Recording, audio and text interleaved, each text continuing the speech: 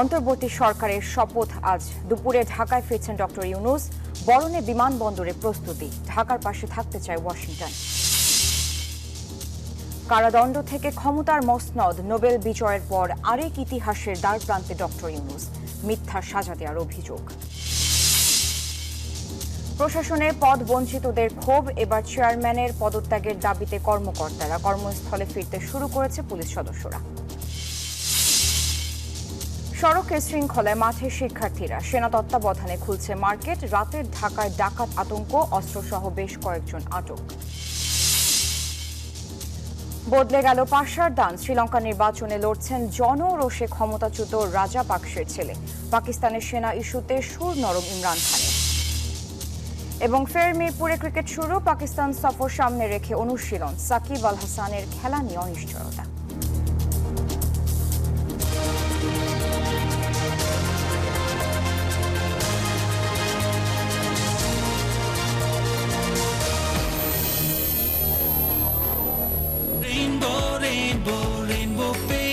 Rainbow Paints, the color of joy.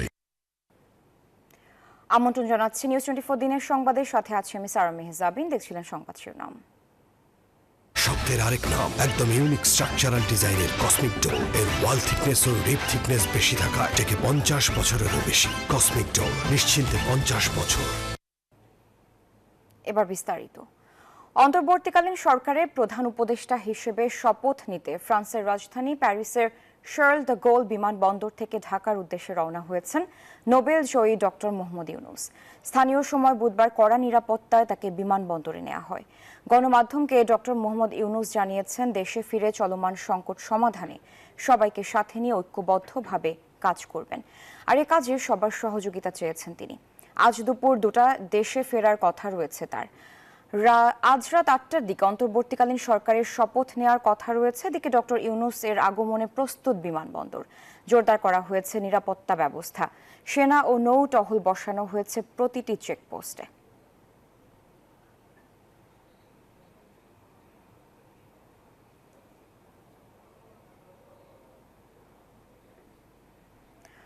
অন্তর্বর্তী সরকার ইস্যুতে আরো বিস্তারিত জানবো। সচিবালয় থেকে জানাতে যুক্ত হচ্ছেন সহকর্মী শাহনাজ ইয়াসমিন ও বঙ্গভবনের সামনে থেকে মাহমুদুল হাসান আমাদের সাথে যুক্ত হচ্ছেন।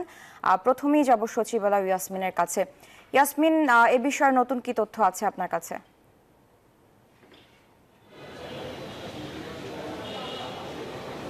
আপনাকে ধন্যবাদ জানাচ্ছি। আমরা যেটা জানি এর আগের অভিজ্ঞতা থেকে, যে রেওয়াজ অনুযায়ী নতুন সরকার অথবা অন্তর্বর্তীকালীন সরকারের যে কাজগুলো করতে হয়, দাপ্তরিক কাজ করতে হয় ক্যাবিনেট ডিভিশনকে অর্থাৎ মন্ত্রিপরিষদ বিভাগকে।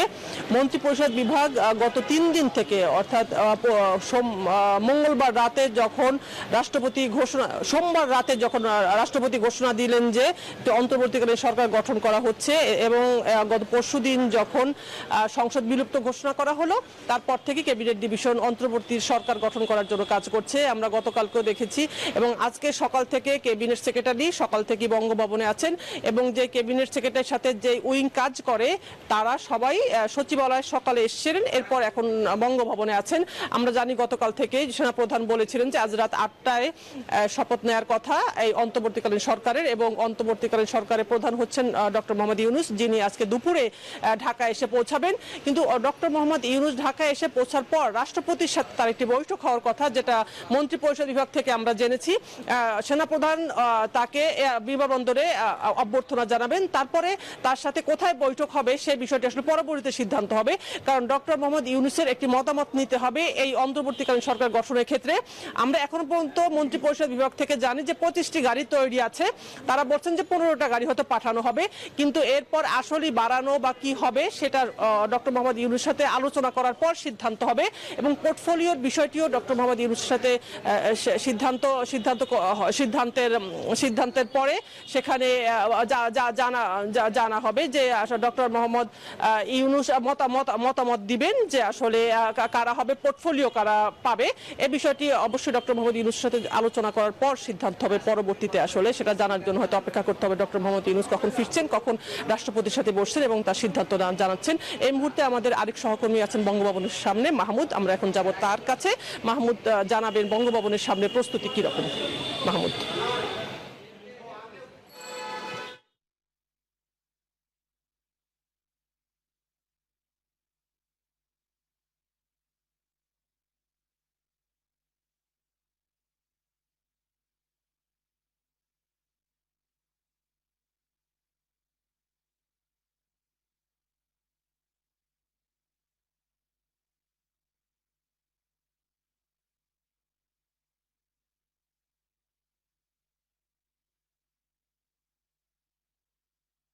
এই মুহূর্তে রয়েছি বঙ্গভবনে এবং যে স্বৈরাচারী সরকারের পতন হয়েছে তারপর থেকে কিন্তু গত 2 দিন ধরে দেশে কিন্তু কোনো সরকার নাই, সরকার ছাড়া কোনো রাষ্ট্র চলতে পারে না। আজকে কিন্তু অন্তর্বর্তীকালীন যে সরকার সেই সরকারটি গঠন হবে সন্ধ্যায় এবং যে অবস্থা ছিল সেই অবস্থা থেকে কিন্তু মুক্ত হবে দেশ। সেই সময়ের যে পূর্ব মুহূর্তে আমরা এই মুহূর্তে অবস্থান করছি বঙ্গভবনে এবং বঙ্গভবনের যে চিত্র আমরা দেখতে পাচ্ছি, নিশ্চিদ্র নিরাপত্তা এখানে নিশ্চিত করা হচ্ছে। শুধুমাত্র গণমাধ্যম কর্মী ছাড়া এখানে কিন্তু কাউকে অবস্থান করতে দেয়া হচ্ছে না এবং আমরা যতটুকু জানতে পেরেছি আজকে যে অনুষ্ঠানটি হবে তার আগেই কিন্তু এখানকার পুরো নিরাপত্তার বিষয়টি নিশ্চিত করা হবে এবং মানুষের যে যান চলাচল সীমিত করে দেওয়া হবে। যে বড় একটি আন্দোলন হলো এবং আন্দোলনের মাধ্যমে শেখ হাসিনার স্বৈরাচারী সরকারের পতন হলো এবং নতুন যে সরকার অন্তর্বর্তীকালীন সরকার যেটি গঠন করা হবে 15 সদস্যের যে সরকার হবে তার নেতৃত্বে থাকবেন নোবেল বিজয়ী অধ্যাপক ডক্টর মোহাম্মদ ইউনূস। তিনি কিন্তু একটু পরে বাংলাদেশে অবতরণ করবেন এবং তাকে রাজসিক সংবর্ধনা দিয়ে বরণ করে নেওয়া হবে এবং বিকেলের দিকে তিনি এখানে আসবেন। তো যে কথাটি যে বলতে হবে সেটি হচ্ছে যে শিক্ষার্থীরা কিন্তু খুবই উৎফুল্ল, সাধারণ মানুষ খুবই উৎফুল্ল। আমরা বিভিন্ন জায়গায় সাধারণ মানুষের সাথে কথা বলেছি, তারা বলছেন যে 16 বছর ধরে জগদ্দল পাথরের মতো যে সরকার চেপেছিল, যারা গণতন্ত্র হরণ করেছিল, যারা প্রহসনের নির্বাচন দিয়ে বারবার দেশের মানুষের যে মৌলিক অধিকারগুলো যারা হরণ করেছে, যারা মানুষের ভোটের অধিকার কেড়ে নিয়েছিল, তাদের পতন হয়েছে। এখন আগের অবস্থার কোনো পুনরাবৃত্তি চলবে না। আবারও নতুন দল এসে আবারও সেই আগের কর্মকাণ্ড, মানুষের অধিকার কেড়ে নেওয়া, নিরীহ মানুষের উপরে অত্যাচার, বিরোধীদেরকে দমন পীড়নের নামে তাদেরকে কারাগারে প্রেরণ করা, এই বিষয়গুলো যাতে আর না হয় সেই বিষয়টিকে মানুষজন হচ্ছে যে আশায় বুক বাঁধছেন। অন্তত ডক্টর মোহাম্মদ ইউনূস, যার বিশ্বব্যাপী সুনাম রয়েছে একজন ভালো অর্থনীতিবিদ এবং একজন সজ্জন ব্যক্তি হিসেবে, তো সেই ব্যক্তি যখন বাংলাদেশের আজকের যে সরকারের প্রধান হচ্ছেন এবং দায়িত্ব নিচ্ছেন, তার প্রতি কিন্তু অনেক দায়িত্ব রয়েছে। এই দায়িত্বগুলো তাকে পুঙ্খানুপুঙ্খভাবে পালন করতে হবে। দেশের মানুষের যে আস্থা রয়েছে তার উপরে, সেই আস্থার কিন্তু মর্যাদা তাকে দিতে হবে। মাহমুদুল ও ইয়াসমিন দুজনকে ধন্যবাদ। দর্শক, বঙ্গভবন ও সচিবালয় থেকে যুক্ত হয়েছিলেন আমাদের সহকর্মীরা। এই যে আমার ব্যাগ আরএফএল গ্যাস স্টোভ, এর সায়েন্টিফিক নজল আর ব্রাশ বার্নার তাপকে সমানভাবে ছড়িয়ে খরচ বাঁচায় 25%। আরএফএল গ্যাস স্টোভ নিরাপদ ও গ্যাস সাশ্রয়ী। 304 ফুড গ্রেড স্টেইনলেস স্টিলে তৈরি, যা নিশ্চিত করে জংবিহীন সিঙ্কের আজীবন নিশ্চয়তা। আরএফএল কিচেন সিঙ্ক, স্বাস্থ্যকর কিচেনের চিরস্থায়ী সমাধান। বাংলাদেশের অন্তর্বর্তী সরকারের সঙ্গে কাজ করতে প্রস্তুত যুক্তরাষ্ট্র, এমনটাই জানিয়েছে মার্কিন প্রশাসন। এছাড়া বাংলাদেশের চলমান ঘটনাবলীর দিকে ওয়াশিংটন নজর রাখছে বলেও বুধবার মন্তব্য করেছেন যুক্তরাষ্ট্রের স্টেট ডিপার্টমেন্টের মুখপাত্র ম্যাথিউ মিলার। স্টেট ডিপার্টমেন্টের নিয়মিত ব্রিফিংয়ে সাংবাদিকদের তিনি বলেন, বাংলাদেশের অন্তর্বর্তী সরকারের নেতা হিসেবে মোহাম্মদ ইউনূসকে নিয়োগ করা হয়েছে বলে লক্ষ্য করেছেন তারা। অন্তর্বর্তী সরকার বাংলাদেশে দীর্ঘমেয়াদী শান্তি ও রাজনৈতিক স্থিতিশীলতা প্রতিষ্ঠায় গুরুত্বপূর্ণ ভূমিকা পালন করবে বলেই মনে করে যুক্তরাষ্ট্র। বিজলি কেবলস যে কোনো স্থাপনার বৈদ্যুতিক সংযোগকে রাখে নিরাপদ। এর স্কিন কোটেড ইনসুলেশন সম্পূর্ণ ফায়ার রিটার্ডেন্ট, তাই বিজলি কেবলস নিজেই নিজেকে নেভায়। বিজলি কেবলস, নিরাপদ আজীবন। জাতীয় রাজস্ব বোর্ড এনবিআর এর চেয়ারম্যান ও প্রথম সচিবের বহিষ্কারের দাবিতে বিক্ষোভ করছেন এনবিআর এর কর্মকর্তারা। আজ সকালে এনবিআর কার্যালয়ে বিক্ষোভ জানান কর্মকর্তারা। বিক্ষোভ মোকাবেলায় এরই মধ্যে সেনা সদস্যরা পৌঁছেছেন এনবিআর কার্যালয়ে। সম্মিলিত ব্যবসায়ী পরিষদের পক্ষ থেকেও এনবিআর চেয়ারম্যানের অপসারণ ও পদত্যাগের দাবিতে অংশ নেওয়ার কথা রয়েছে। সেনা সদস্যরা আহ্বান জানিয়েছেন কর্মসূচি শেষ করে শান্ত হওয়ার, যদিও এখনও অবস্থান করছেন কর্মচারীরা।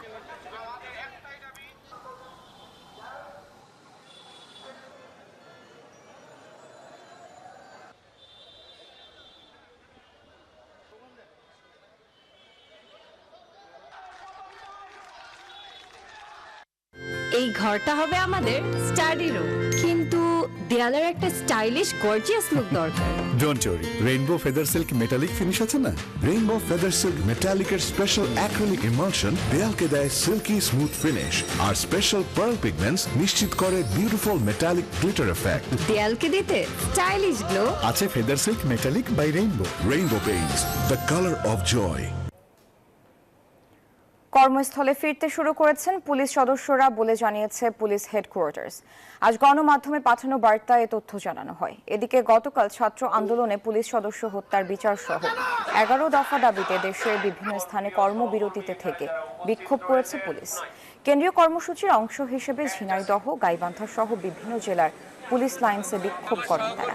তাদের দাবি সরকার বা রাজনৈতিক দলের অধীনে কাজ না করা, 8 ঘন্টা ডিউটি, ছুটি বৃদ্ধি, সোর্স মানি প্রদান, ঝুঁকি ভাতা, নিজ রেঞ্জে বদলি সহ 11 দফা দাবি তুলে ধরেন তারা।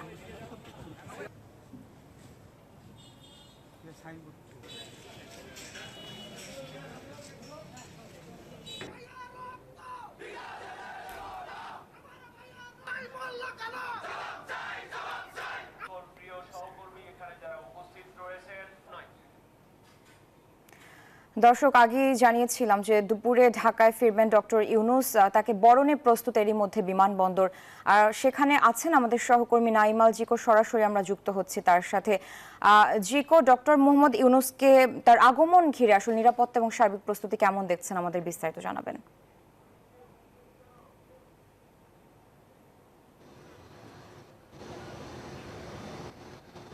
যেমনটি জানেন যে শিক্ষার্থীদের যেই রক্তক্ষয়ী আন্দোলন, সেটির পরে তারা যেই প্রস্তাবনা দিয়েছিল অন্তর্বর্তীকালীন সরকারের ডক্টর মোহাম্মদ ইউনূসকে প্রধান উপদেষ্টা করে 15 সদস্যের যেই অন্তর্বর্তীকালীন সরকার গঠনের কথা, সেই সরকার গঠনের শপথের জন্যই কিন্তু আজকে বিদেশ থেকে ডক্টর মোহাম্মদ ইউনূস বাংলাদেশের পথে রওনা করেছেন এবং শাহজালাল আন্তর্জাতিক বিমানবন্দরে দুপুর 2:10 কিন্তু অবতরণ করবেন। তো এই উপলক্ষে কিন্তু এর মধ্যে পুরো বিমানবন্দর জুড়ে কিন্তু কঠোর নিরাপত্তা ব্যবস্থা গ্রহণ করা হয়েছে এবং আমরা দেখেছি যে বিমানবন্দরের প্রবেশ দ্বারে কিন্তু সেনাবাহিনী চেকপোস্ট বসানো হয়েছে এবং সেখান থেকে কিন্তু প্রত্যেকটি গাড়ি তল্লাশি করে তারপরে কিন্তু ভেতরে আসতে দেওয়া হচ্ছে। এর মধ্যে হলো বিমান বাহিনী এবং আনসার বাহিনী, তারাও কিন্তু এখানে এসে উপস্থিত হয়েছেন। পুরো এলাকাতেই আসলে নিরাপত্তার চাদরে ঢেকে ফেলা হয়েছে।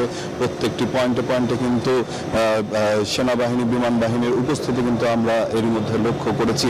তো আমরা এখন পর্যন্ত যতটুকু জানি যে ডক্টর মোহাম্মদ ইউনূস বাংলাদেশের অবতরণের পরপরই কিন্তু এখান থেকে সরাসরি বঙ্গভবনে যাবেন। সেখানে কিছুক্ষণ রেস্ট নিয়ে কিন্তু আজ রাত ঠিক 8:30 নাগাদ এই শপথ গ্রহণ করবেন। তো সবকিছু মিলিয়ে আজকে অন্তর্বর্তীকালীন সরকার গঠনের জন্য এবং সেই শপথ গ্রহণের জন্যই কিন্তু আজকে বিমানবন্দরে আসছেন, দেশে ফিরছেন ডক্টর মোহাম্মদ ইউনূস এবং তিনি কিন্তু এই শপথ গ্রহণ করবেন। এবং আরেকটি বিষয় জানিয়ে রাখতে চাই, শিক্ষার্থীরা কিন্তু এর মধ্যে আমরা দেখেছি বেশ কিছু স্থানে তারা জড়ো হতে শুরু করেছেন। ডক্টর মোহাম্মদ ইউনূস আসছেন দেশে, তাকে স্বাগত জানার জন্য।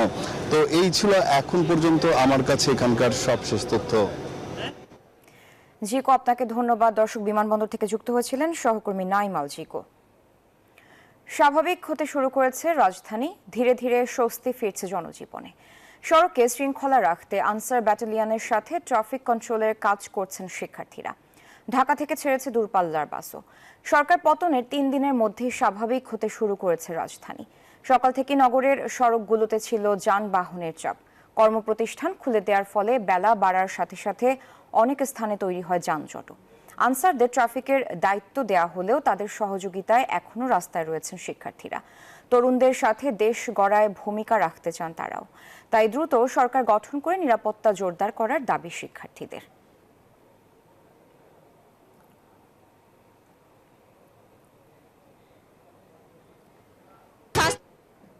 লাগে বা একটু কষ্ট হয়, তো আমরা আমাদের স্যার এখান থেকে ইশারা দিতেছে বা কোথায় কোন ট্রাফিক কোন দিকে যাবে, তো ওই লাইন অনুযায়ী আমরা করতেছি।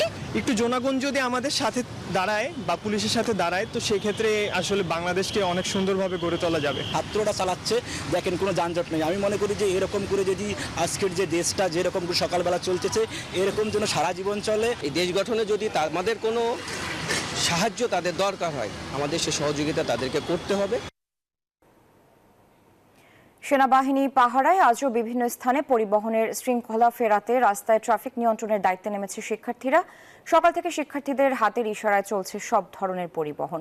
তাদের সাথে যোগ দিয়েছে red crescent, answer, BNCC, scout সহ বিভিন্ন সংগঠনের সদস্যরা। তবে রাস্তায় তেমন কোনো যানজট নেই। বেড়েছে যানবাহনের চাপও। সাভারেও বিভিন্ন পয়েন্টে রাস্তায় নেমে ট্রাফিক নিয়ন্ত্রণ করছে শিক্ষার্থীরা।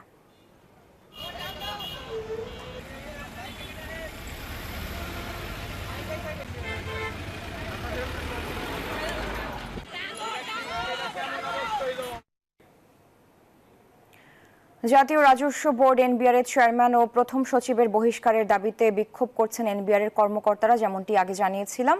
আজ সকালে এনবিআর কার্যালয়ে বিক্ষোভ জানান কর্মকর্তারা। এই মুহূর্তে সেখানে আছেন আমাদের সহকর্মী মুরসালিন জুনায়েদ।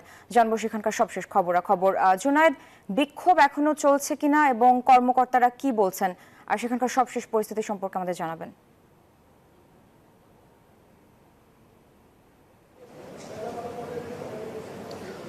সারা কমপক্ষে 30 মিনিটের মতো এই এনবিআর ভবনে, জাতীয় রাজস্ব বোর্ড ভবনের সামনে কাস্টমস, ভ্যাট এবং ট্যাক্স এই বিভাগগুলোর যে কর্মচারীরা রয়েছেন তারা বিক্ষোভ করেন এবং তাদের বিক্ষোভের মূল যেই দাবিটি ছিল সেটি হচ্ছে বর্তমান চেয়ারম্যান এবং প্রথম যে সচিব তার পদত্যাগ, পদচ্যুতি, বহিষ্কার।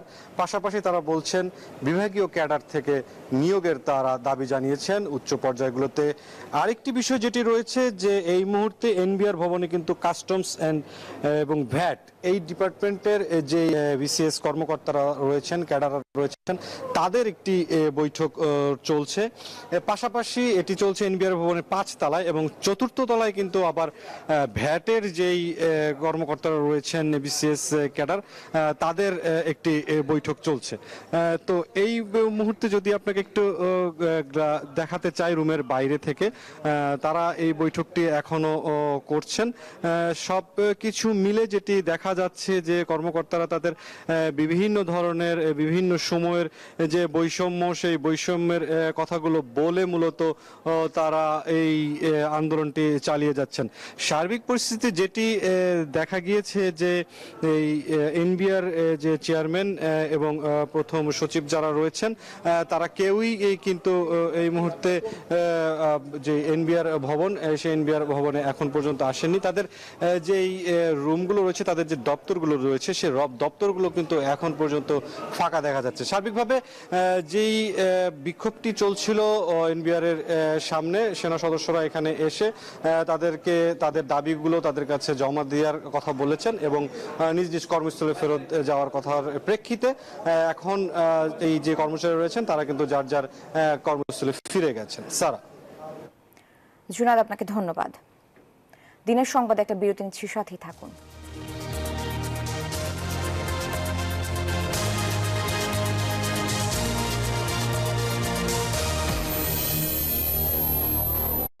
নুডলস খান নাই? তাহলে তো নুডলসই খান নাই। নুডলস খান নাই তো নুডলসই খান নাই।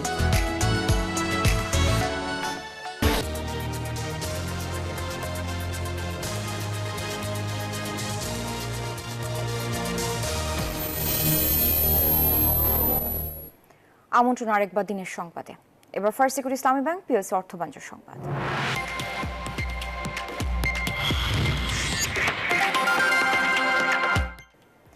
সেনাবাহিনী নিরাপত্তায় খুলতে শুরু করেছে ঢাকা নিউ মার্কেট, তবে এখনো পুরো দমে বেচা কেনা শুরু হয়নি।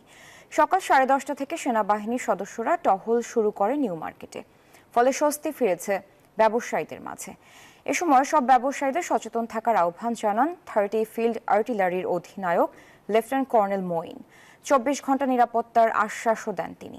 এর আগে 13 জুলাই ভারী বৃষ্টিতে পানি ঢুকে নিউ মার্কেট বন্ধ হয়। পরবর্তীতে পানি নেমে গেলেও 16 তারিখ থেকে কোটা বিরোধী আন্দোলনের কারণে বন্ধ হয়ে যায়। আন্দোলন, কারফিউ সহ বিভিন্ন কারণে চলতি মাসের 6 তারিখ পর্যন্ত বন্ধ থেকে বুধবার থেকে সীমিত আকারে খুলতে থাকে দোকান। তবে বিক্রেতারা বলছেন দীর্ঘদিন দোকান বন্ধ থাকায় দোকান ভাড়া, বিদ্যুৎ বিল ও কর্মচারীদের বেতন দিতে বড় আকারে অর্থনৈতিক সংকটে পড়েছে তারা।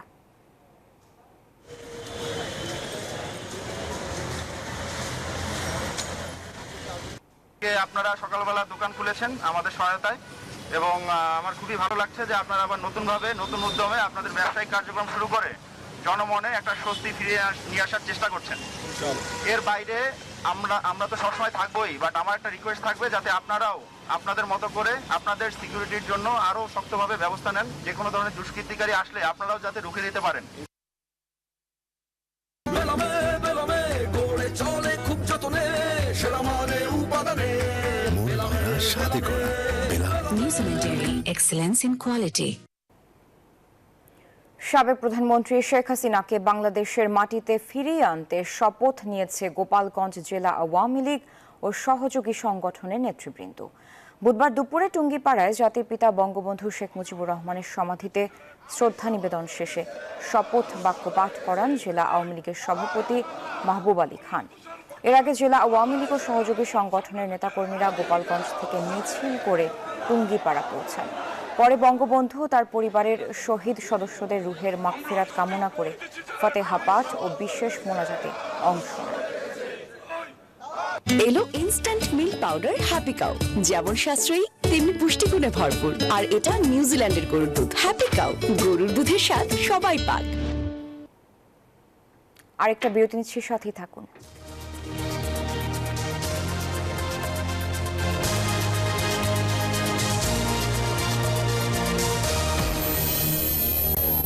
ডুডলস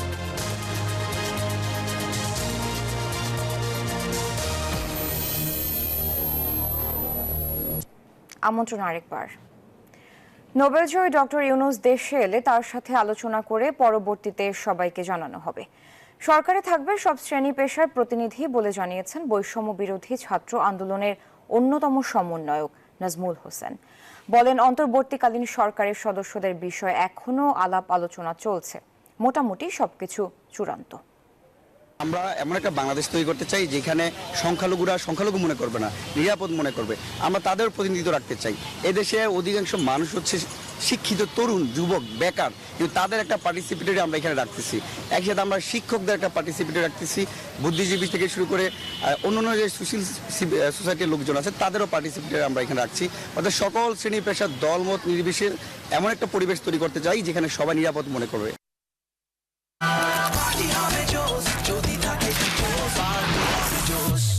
পাপরিকা আর মেক্সিকান মশলার মাইন্ড ব্লাস্টিং ফ্লেভারের ডিটোস পার্টি হবে জোস যদি থাকে ডিটোস। এবার আন্তর্জাতিক সংবাদ। আবারও শ্রীলঙ্কার রাজনীতিতে ফিরছে গণবিক্ষোভের মুখে ক্ষমতাচ্যুত হওয়া রাজাপাকসে পরিবার। আসন্ন প্রেসিডেন্ট নির্বাচনে দেশটির বৃহত্তম রাজনৈতিক দল এসএলপিপির প্রার্থী হচ্ছে নামাল রাজাপাকসে। ৩৮ বছর বয়সী নামাল শ্রীলঙ্কার ক্ষমতাচ্যুত প্রধানমন্ত্রী মাহিন্দা রাজাপাকসের ছেলে। একসময় শ্রীলঙ্কার প্রেসিডেন্টও ছিলেন মাহিন্দা। রাজাপাকসে পরিবার দীর্ঘ এক যুগেরও বেশি সময় শ্রীলঙ্কার রাজনীতিতে আধিপত্য করেছে।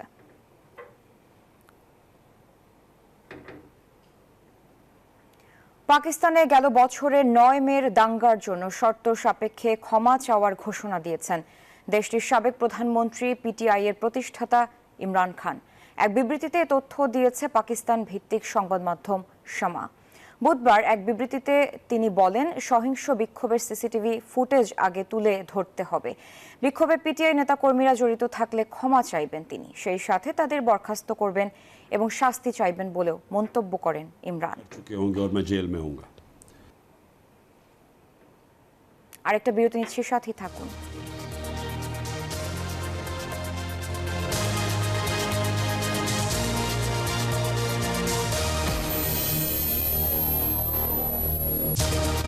নুডলস খান নাই?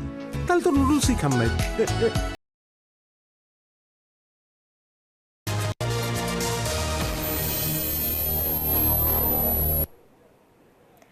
আমন্ত্রণ আরেকবার। এবার জানাবো খেলার সংবাদ। আবারও মিরপুরে ফিরেছে ক্রিকেট। পাকিস্তান এ দলের সফর সামনে রেখে হোম অফ ক্রিকেটে অনুশীলন করেছে ক্রিকেটাররা। এ দলের সফরের পাশাপাশি টেস্ট চ্যাম্পিয়নশিপের অংশ হিসেবে 2 ম্যাচের টেস্ট সিরিজ খেলতে সে দেশে যাবে শান্তরাও। এই ছিল সংবাদে। এতক্ষণ সাথে থাকার জন্য ধন্যবাদ।